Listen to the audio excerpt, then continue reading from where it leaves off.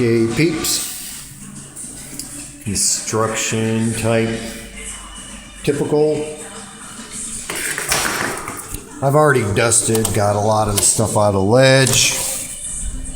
There again, the infamous goop, which I'm going to blast out with my Hudson. Also, I like to look at this area in here. I also blast that with a Hudson, then trying to get in there with a 5-in-1 or a screwdriver or something. Rinse it out. Falls out to the outside. When I do the bottom, flushes it all out. Nice. Now what I normally do is I got my little Hudson, and don't worry, ain't gonna hurt the paint, is I usually just give me a nice little spritz along that border. The bottom, and then the top, so everything's wet. And then when I take my favorite tool I talked about, which was this guy here, the job of the construction cleaners, if you look at the bottom, all that paint, then if you go up the edge, this is perfect. I'll turn it sideways. So you have to turn your monitor sideways. But you're able to go up and get all of that goop all the way around using this tool. And then to finish it, that's where this is. And when you get it wet, get up in the corner. All you gotta do is it blends and smooths everything in. And in that case, you're done. Then you just work all the way around. Sometimes you're lucky, and if you use the brush enough, it'll loosen all the stuff, and what's left is what needs to be scraped off. These brushes are great for getting in all these nooks and crannies and grooves up here on top of the window ledge where all the dust hides. That bottom little edge, it gets all of that. It gets that. And it'll also assist in getting all this goop out. So yeah, little brushes like these are awesome. Me, I usually put it together as a tool so I don't lose them. Like I said, there's the jack way and there's the right way. When it comes to spraying or scraping, let's say I got to scrape, hold on. Let's say I'm going to go ahead and scrape this window here. You know, usually all I got to do is wet it. Got my little sprayer,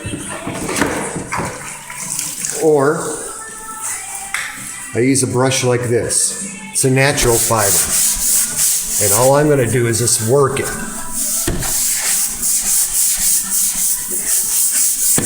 No, usually I do all these before time, so they have a chance to dwell a bit and loosen the paint.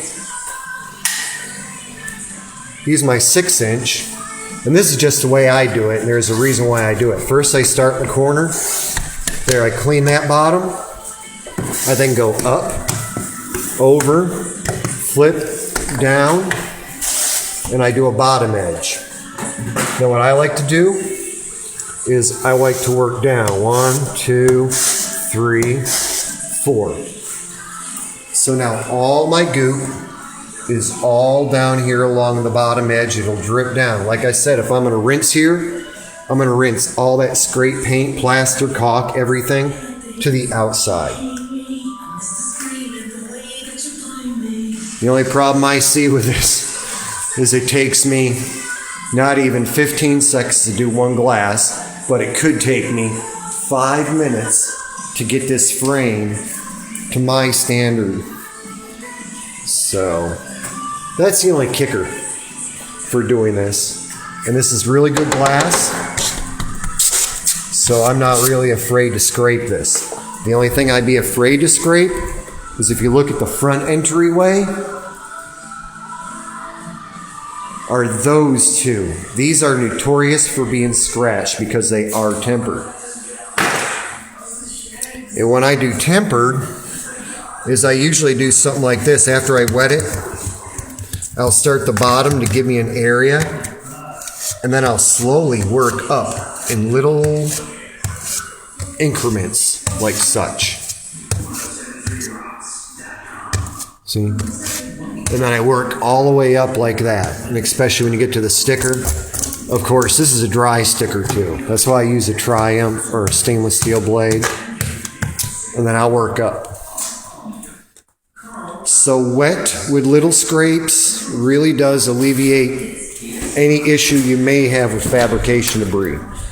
Where your fabrication debris issue comes from would be these on the outside.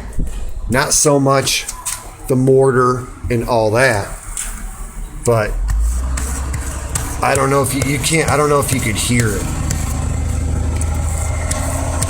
But the difference between the outside and the inside is I can just hear a faint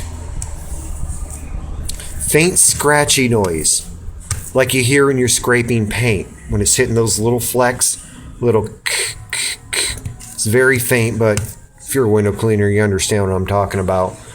That is where it should raise alarm to you that something just isn't right about these windows.